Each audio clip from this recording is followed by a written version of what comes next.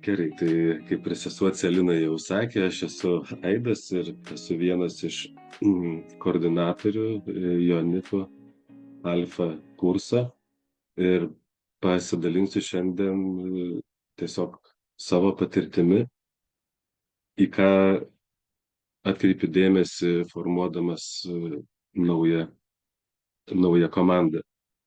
Tai akivaizdu, kad didelė dalimi Alfa kurso sėkmė, jeigu taip galima sakyti, priklauso nuo to, kokią pavyks surinkti komandą. Man nėra tekę pradėti nuo nulio. Tai aš iškart pasakysiu, kad galbūt tai, ką aš kalbėsiu, daugiau tinka tiems žmonėms, kurie jau esat organizavę Alfa kursą, nes aš perėmiau, galbūt jau trečia buvo Alfa Joanituose, kai aš perėmiau koordinavimą. Ir vienas iš principų, renkant komandą, tai yra, kad beveik visi, ko gero 95% Alfa kurso savanorių, tai yra žmonės, kurie patys yra baigę Alfa kursą. Buvo gal keli žmonės, kurie nebaigė, tai tie, kurie pirmą Alfa darė Joanituose. Ja. Tai va, tai dabar kaip tik baigiam Alfa kursą, turėjom savanorių baigiamąjį susitikimą praeitą ketvirtadienį. Nu ir dabar žinau, kad rugpjūčio mėnesį jau vėl teks burti naują komandą. Ir iššūkis, su kuriuo aš susiduriu kas kart burdamas komandą, tai yra ne savanorių trūkumas, bet savanorių perteklius. Kitaip tariant, yra daugiau norinčių, negu kad aš galiu paimti komandą. Tai vienas iš tokių principų formuojant komandą yra siekiamybė, ne visada pavyksta taip daryti, kad 50% būtų jau senbuvių ir 50% būtų naujų žmonių atėjusių į komandą. Ir naujus žmonės į komandą dažniausiai kviečiuosi atsižvelgdamas į grupelių vadovų rekomendacijas. Tai yra, ką jie mato iš savo grupelių, žmonės, kurie turi daugiausia entuziazmo, daugiausia noro savanoriauti. Tai grupelių vadovai man būna tie patarėjai renkant naują komandą. Tai va čia vienas iš tokių dalykų. Tai principas, sakau, yra 50 ant 50 panašiai. Dabar, kas dar yra svarbu, kai, aišku, troškimas tarnauti, ar ne, tai turi žmogus tikrai degti noru tarnauti, ateiti tarnauti, ne dėl kažkokių šalutinių motyvų, realizuoti save ar dar kažką, bet ateiti tarnauti ir aišku, galėti būti tarnystėje abiem kojam. Tai ką aš irgi sakau kiekvieną kartą, kai jau skambinu ypač naujiems nariams, tai visuomet sakau, kad jau ketvirtadienio vakaras yra visiškai alfos vakaras. Ir tai jeigu jūs ateinat 4 valandą ir išeinat 10:30, tai jau būtų gerai, kad tą laiką jau nereiktų gręžiotis kažkur tai ir ar kažkokie rūpesčiai palikti. Kitaip tariant, labai svarbu, kad žmogus tikrai abiem kojam galėtų būti tarnystėje ir kad neturėtų kažkokių kitų įsipareigojimų tą dieną. Nu, ir kad nebūtų toks ateimas, kad gal aš kartais ateisiu, kartais neteisiu, kaip man išeis. Tai va čia tas svarbus dalykas, kad jau dalyvauti tarnystėj pilnai.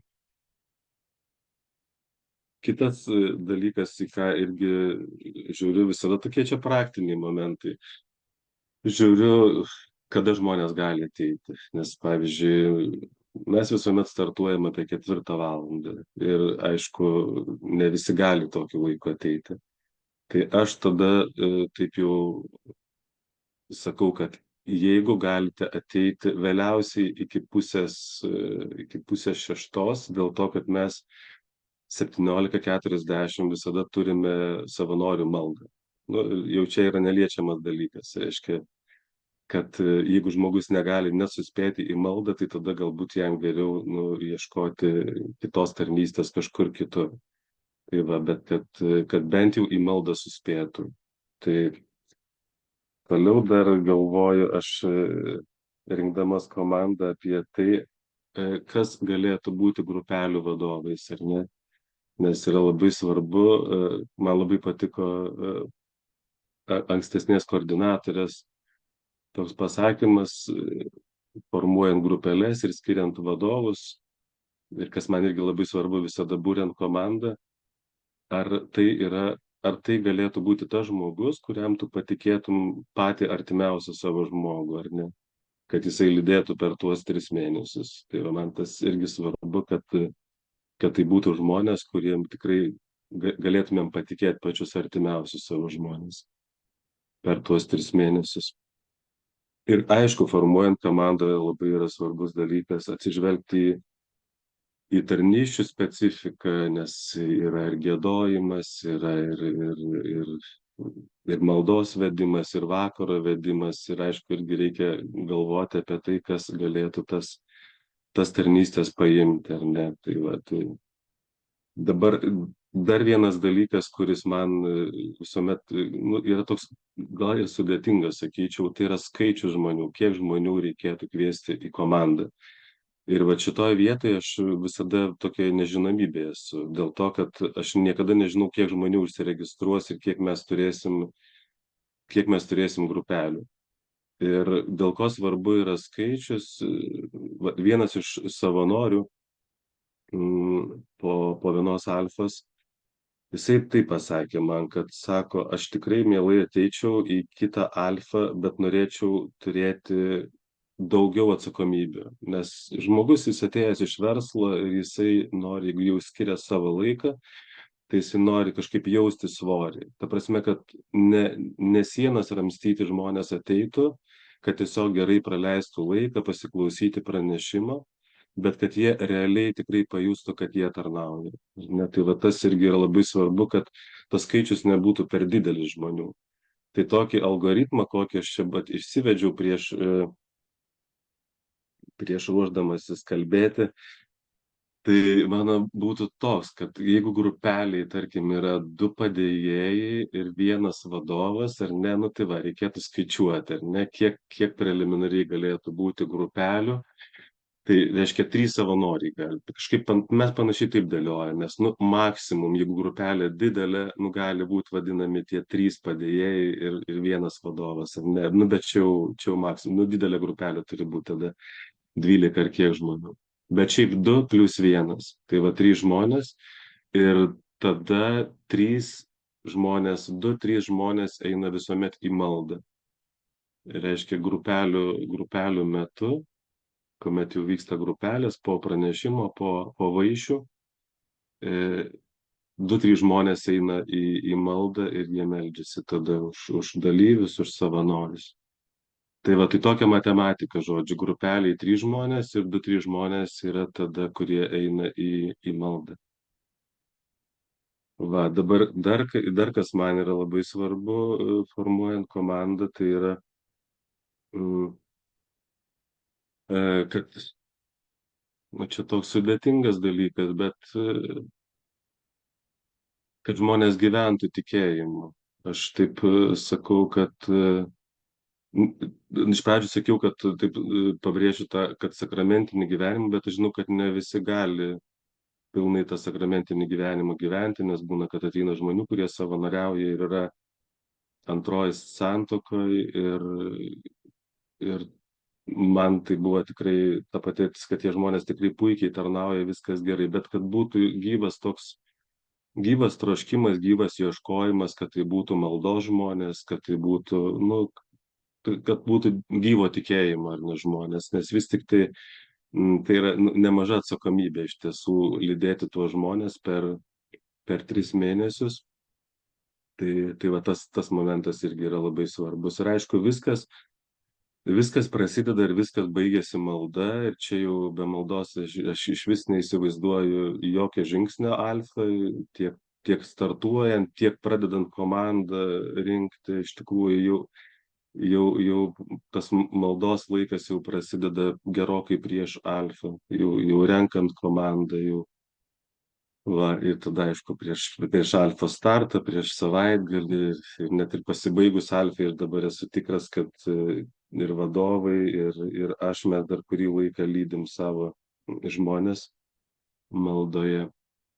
Tai va, tai galbūt tokie būtų, nežinau, aš galėčiau gal kokį, jeigu kilo klausimų čia man bekalbant, gal kokį klausimą pabandyti atsakyti, jeigu pajėgsiu.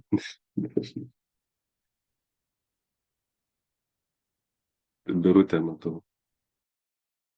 Jo, aš turiu klausimą. Tai dabar praktiškai tie vadovai, jeigu sakai, kad vat, ar aš patikėsiu savo artimą žmogų, turi jį pažinoti. Tai vadovai turbūt jau iš tų senųjų būna, ar ne? O helperiai, Taip, pagalbininkai iš naujų. Taip turbūt taip. greičiausiai, ne?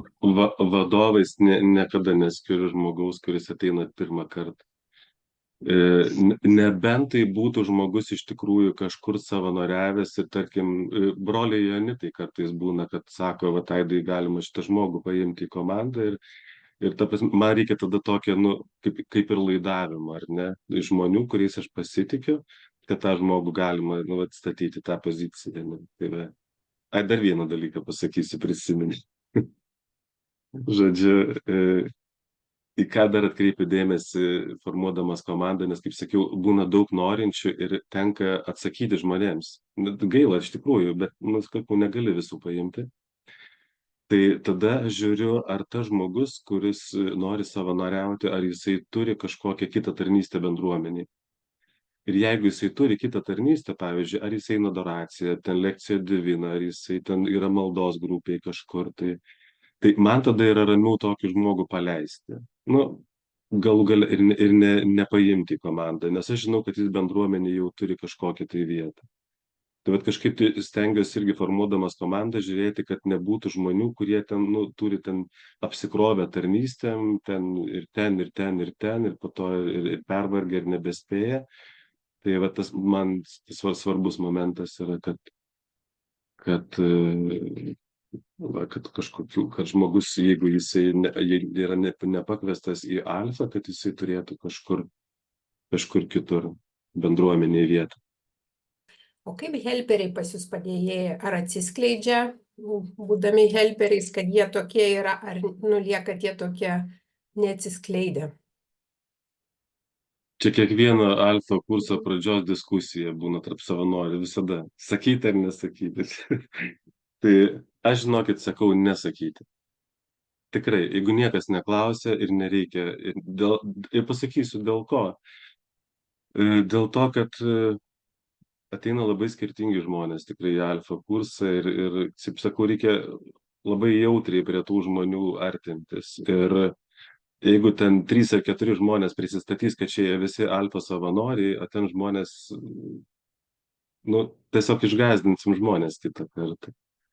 Tai jeigu tu gali pasakyti, aš tai taip sakau, tu gali pasakyti, kad tu savanoriauji, nes tai ir taip matosi. Nu, jeigu žmogus ten ar sumuštinius ten nešioja, ten paduoda, ar ten arbatų daro. Tai pasakyti, kad savanoriauji, tai čia nieko tokio. Bet, ta prasme, neįvardinti savęs kaip grupelės vadovo padėjėjo. Va. Tai dalis iš tikrųjų baigia ir net nesupranta, kad tas žmogus buvo padėjėjas. Nemažai tokių atvejų yra. Tai vadinasi, padėjėjas tikrai buvo, kaip sakau, puikiai atliko savo vaidmenį. Nepatinka man tas žodis vaidmuo, bet, nu, tiesiog neradau dabar kitokio. Tarnystė, sakykime, taip išpildė. Jo, nes yra gerai, kai žmogus yra, ta prasme, nu, visokių būna situacijų grupelės ir kartais labai gerai, kai tas padėjėjas yra nežinomas ir kad jisai gali kartais ir pakreipti pokalbį ir kažką pasakyti. Per visą praktiką, va, kiek turiu, tai tikrai nebuvo nei vienos situacijos, kur sakyčiau, kad oi, tikrai labai reikėjo pasakyti, kad čia jūs esat padėjėjai. Atvirkščiai. Sakau, jeigu norit pasakyti, kad savanoriaujat galit, bet kad padėjėjai esat, tai tikrai nebūtina pasakyti. Na, čia mano nuomonė yra. Aidai, labai man patiko jūsų mintis, kad ten, kai prasideda grupelės, keletas kažkur eina melstis. Dabar, kur eina melstis, gal šiek tiek galit kaip meldžiatės ir ar tie žmonės jau iš anksto būna paskirti, jūs kaip nors spontaniškai tenai juos ten atrandat ir ten pasiunčiat? Tai melstis eina dažniausiai arba į koplyčią pas brolius ir dažnai būna, kad meldžiasi kartu su broliais ir sesėm pas jonitus. arba į bažnyčią, o šiaip tai jau yra pačių žmonių sprendimas eiti į maldą. Nes čia yra, tokia, sakysiu, specifinė tarnystė. Tie žmonės nedalyvauja grupelėse. Bet nebuvo nei vieno atvejo, kad žmonės, kurie apsisprendė eiti į maldą, kad jie po to gailėtųsi kažkaip tai. Atvirkščiai, jie tą įvardina kaip tikrai didelę malonę ir didelę dovaną. Tai va, bet tai būna savanoriai, patys žmonės, kurie tokį pajunta troškimą ir tiesiog jie sako, aš noriu eiti į maldą ir viskas. Ir visada 2-3 žmonės atsiranda. Ir dar aišku, turim komandą, kai jau pati komanda suformuota yra, jau turim pirmus savanorių susitikimus, tai dar yra žmonės, kurie yra nuolatiniai maldoj. Tai reiškia, už visą komandą, už komandos narių intencijomis. Tai irgi būna 2-3 žmonės, kurie nešasi visą komandą per visą alfa kursą. Va, tai čia dar tokia atskirai yra, kai gali tiesiog žmonės prašyti maldos. Tai gal Žaneta dabar, gerai? Aš norėjau paklausti dėl komandos kaitos. Tu, Aidai, sakai, iššūkis yra, kaip atrinkti žmonės, nes norinčių yra daugiau, o kaip po to vis tiek atrenki naujus žmonės, kaip atsisveikini su senaisiais, nes turbūt nėra taip, kad natūraliai kažkas išeina ir susidėlioja tas skaičius toks tinkamas komandos narių. Žinok, pasakysiu atvirai, aš manau, kad tai yra viską. Aš kai baigiam alfą, aš pasakau, kad aš paklausiu, kas norite, bet aš nepažadu, kad aš pakviesiu. Jo, tai va yra. Ir dabar irgi, kai buvo paskutinis mūsų savanorių susitikimas, aš paklausiau taip, sakau, kas neįsivaizduojat savo gyvenimo be alfos. Tai susižymėjau, bet sakau, nedaviau garantijų, kad aš tikrai skambinsiu, kviesiu. Dažniausiai, sakau, lengviau yra paleisti tuos žmonės, kurie jau atranda kažką. Va. Bet yra, žinok, ir nuliūdusių, tikrai, ir aš esu girdėjęs. Bet tas man irgi nėra labai, malonu tą girdėti, bet nelabai žinau, ką daryti. Nes tenka atsakyti žmonėm ir po to jie tikrai išgyvena, kad aš nepaskambinau. Ir atvirkščiai, be galo džiaugiasi ir dėkoja tie, kuriem paskambinau. Tai va čia tokia koordinatoriaus yra dalia, ne visada lengva, tikrai. Ja.